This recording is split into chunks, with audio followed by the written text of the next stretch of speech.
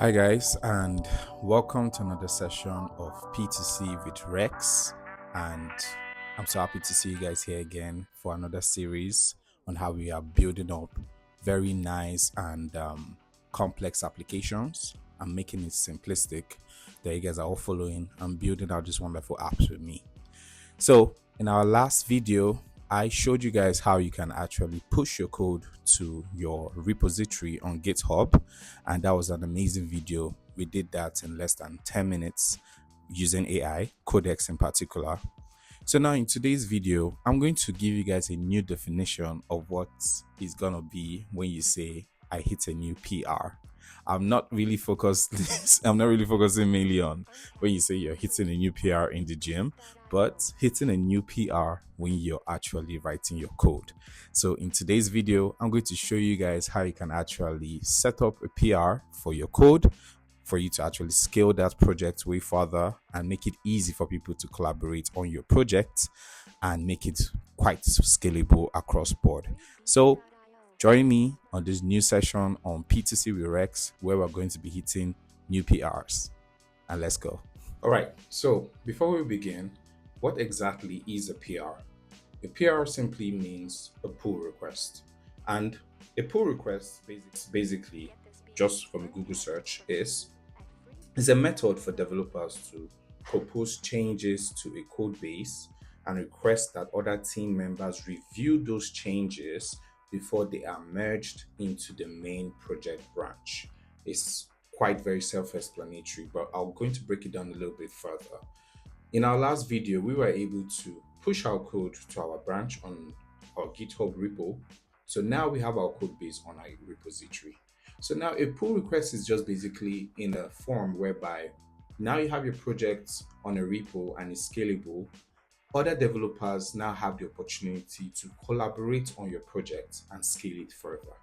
But now, how are you able to track what developers are actually adding to your code base? What features are they releasing? The way you can be able to track that is what we call pull request. So a pull request simply works this way. A developer is collaborating on your project. They simply write their own features locally on their machine.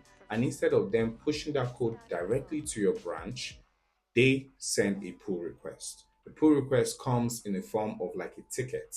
Whenever, let's say, you're asking for support or anything, just like a ticket.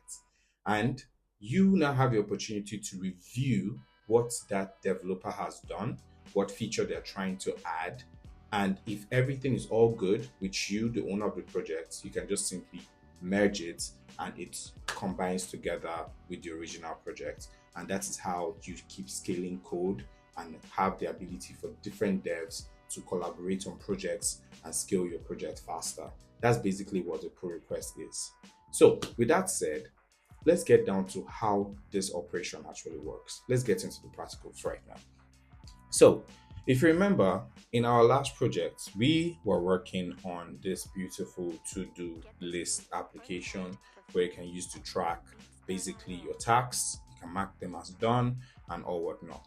So we have built out this project. So now let's look at the scenario whereby, okay, we want to add a new feature to this project. Let us say, for instance, now we want to add like a simple feature, or let's say we want to even just change the color of the project, or just some basic information that you just want to tweak a little bit on this project. So now what we're going to do in this task right now, I'm going to change the color of the background of this project. I'm going to change it to white. Something simple, just to show you a concept of how pull request actually works.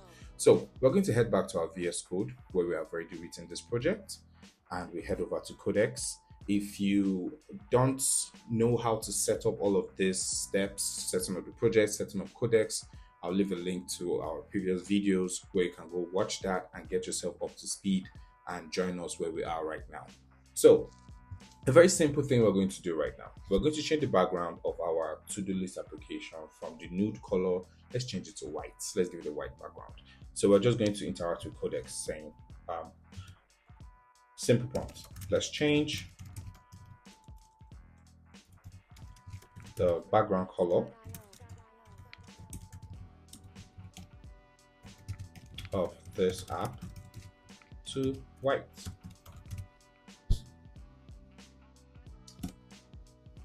A simple prompt like that, and we'll just allow the prompt to just go on and let it just complete.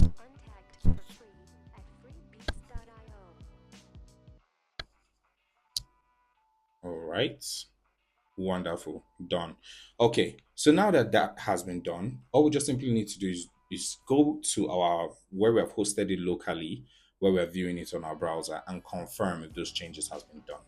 And as you can see, the changes has been done. The background has been changed from nude to white. This is a very good change here. So now let us now see the power of pull request. So I'm going to, for one, open our repository right here on GitHub where we have this project already hosted, as you can see. And as you can see right here, we have a menu at the top of our GitHub repository called pull request. I'm just going to click that right now. And as you can see, we have no pull request that has been sent to this project. So now let us use the power of Codex and VS Code to actually do a pull request for this new update we have done and send it over. So I'm going to head back to VS Code and I'm going to go over to this menu here that has to do with source control and branches over here on your VS Code on the left hand side. All you just have to do is to click on that. The reason why I'm showing you this is because of now that you're working in a pull request architecture, scaling your project, it's always good for you to track what changes you have done so that you can be able to know when you're sending a pull request, what actual changes are going over to that repository. And a very easy way for you to track that is using the source control section where you can be able to see all the changes that we have made. And as you can see, as we changed the background color of the application from nude to white, we have been able to see the changes here that we have made. So when we are doing this pull request, the only change that we're sending over to our repository will be the changes that we did in index.css. So now let's do that right now. Let's just give a prompt again over to Codex for this operation. So you can say, open a new PR for this update we just did using the account. Now, the reason why I'm doing this, specifying my account, is because of I'm preparing you guys for situations whereby you're working on multiple projects. So you must be able to specify to Codex what account is using to push your code to the repo. There might be situations whereby you're working on multiple projects, you have different accounts. So for you to be able to track which account is actually pushing your PRs, that's why it's always good for you to specify what account you're using to push those PRs. So as I was saying, open a new PR for this update we just did using the accounts. So I'm just going to specify the username of my GitHub repository, which is Rex Domine, using the account Rex Domine, and properly document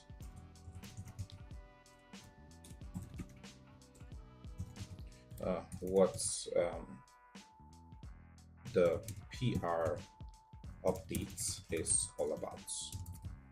Now, the reason I'm specifying this is because of getting ready for production environments where you're collaborating on code. It's always important for you to document every step of the way, every changes you're making. You don't just send a PR request without elaborating what you have done in that PR request. It's very important for you to stipulate that so that the devs or your lead developer that is working on that project can easily know from the PR description what changes you have made, so that when they're going through your code, it's much more easier for them to diffuse what you've actually done so far. So it's always good for you to document your code. Code documentation is not an option when you're actually learning with P2C with Rex. You must document your code, and that's the only way that differentiates you from every other developer that is out there. It makes you much more precise, much more specific, and your code is very, very readable. So with that, now we're going to send this prompt over to Codex right now.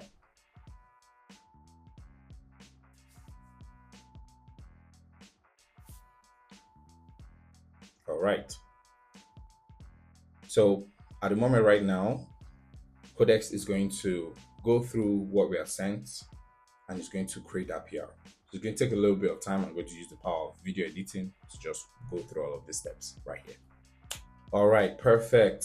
As you can see, our PR has been opened right now. And if you notice in the source control section, you notice that that change on index.css that was there is no longer there anymore.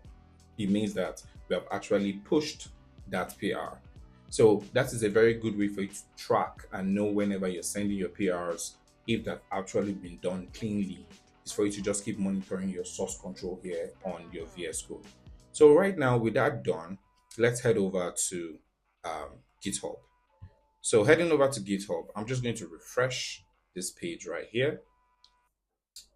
Wonderful.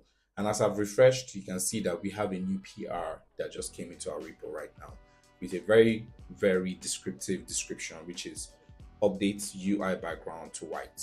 So now I'm going to click on this right now, this PR. And as you can see, we have given a very good description of what this PR entails. You can see what this PR changes has been done. So we updated the global app background color to pure white, which is what we did. Replace the previous radical gradient background with a solid white background. And you also went ahead to even give the reasons as to why, which is provide a clearer and more natural visible baseline. That's wonderful. Also went ahead to also stipulate what file changes were made. And as you remember, when we're at VS Code, you can see that the changes were done in index.css. Then at the same time, also gives validation. So we started the back end and front end locally and confirmed the app now renders with a white page background across the main layout. Perfect. And one very good thing for you to notice as I open this PR, it always stipulates which collaborator made this PR. And as you can see with the account Rex Dominer, which is me, you can see that that is the developer that has actually collaborated and pushed this PR. So in a much more larger scale environment whereby you have multiple devs working on a particular project, this is how you can easily track and know which dev pushed what feature and what the feature is all about. So now, for you to go much more in depth, this is coming from who is reviewing the code. They can go as well as to head over to the commit section here. And when we go over to the commit section, we can go ahead and click on what commits we have made and even go through the code itself, the code changes that were made. So one very particular thing you should bear in mind is this.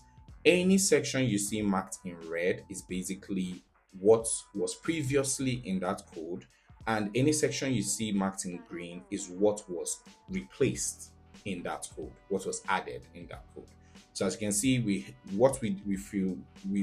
changed the whole background from what we had previously from this color, and we now changed it to white. The color code for white is actually FFFFF. That's basically the color code for white. And we also at the same time too did some little changes in the body from the background using a radical gradient and just specifying it as a solid color as white.